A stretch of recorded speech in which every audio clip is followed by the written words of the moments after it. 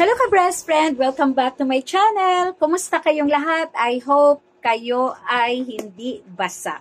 Hindi basa kasi ngayon ay tag-ulan. Narito ulit ako, ang inyong Nanay Lorena, upang pag-usapan ang isang mahalagang bagay na madalas tanungin ng mga bagong panganak na mami.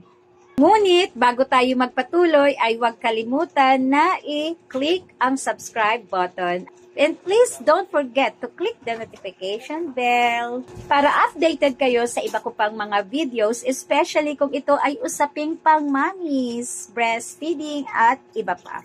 Okay, so sa ngayon ay may babasahin akong text message mula sa isang mommy. Siya ay nag-worry kasi 5 weeks postpartum pa lamang siya. Sabi niya, Nay, para pong period na may konting blood clot, size ng 25 centavo coin, possible po ba? 5th week postpartum, meron na ako. Kahit kasing liit lang ito ng 25 cent, ay pwede na natin itong i-consider na unang patak ng menstruation. Maaari din na kaya merong spotting na nakita si mami, ay pwede rin na meron siyang anxieties, worries, or kung ano na nakakapagbigay sa kanya ng negative feeling na maaaring maging dahilan ng pagbabago ng kanyang hormone. Ayon sa pag-aaral, ay hindi nga imposible sa isang babae na bumalik ang kanilang buwan ng dalaw ng ika-5th week postpartum or 1 month and 1 week. Ano-ano nga ba ang mga dahilan ng maagang pagbabalik ng ating buwan ng dalaw pagkatapos manganak?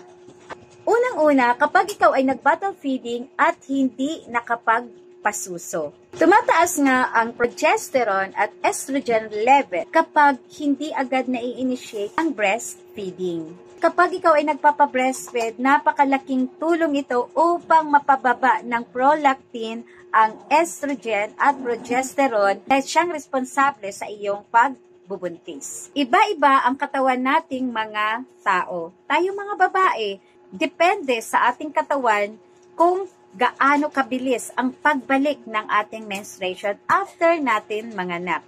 Katulad nga sa ating nakausap na 1 buwan pa lamang mahigit ay bumalik na ang kanyang buwan ng dalaw.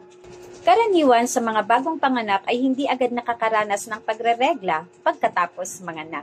Ngunit depende sa pagpapasuso at ilang hormonal changes. Kung ikaw ay eksklusibong nagpapasuso, nagpapadelay ito sa iyong pagreregla. The hormone prolactin, which help produce breast milk, can suppress the ovulation and menstruation. Kaya mga mami, alam na natin kung bakit maaga bumalik ang ating menstruation dahil nga sa hindi nga na-initiate ang latching, ang breastfeeding, at marami pang ibang mga dahilan. So, yun na muna yung masasabi ko na isa sa mga dahilan kung bakit mabilis ang pagbalik ng ating menstruation. Napakahalaga din na syempre kumonsulta tayo sa ating mga doktor kung ikaw ay nag-aalala tungkol sa regla at sa iyong kalusugan. At ating tandaan na ang mga babae ay magkakaiba at importante na alamin ang mga pagbabago sa ating katawan pagkatapos manganak. Maraming salamat at muli ito si Nay Lorena ng Zalor Mom Infant Care Services at kung kayo ay merong ganitong karanasan, comment down below. Salamat po and God bless!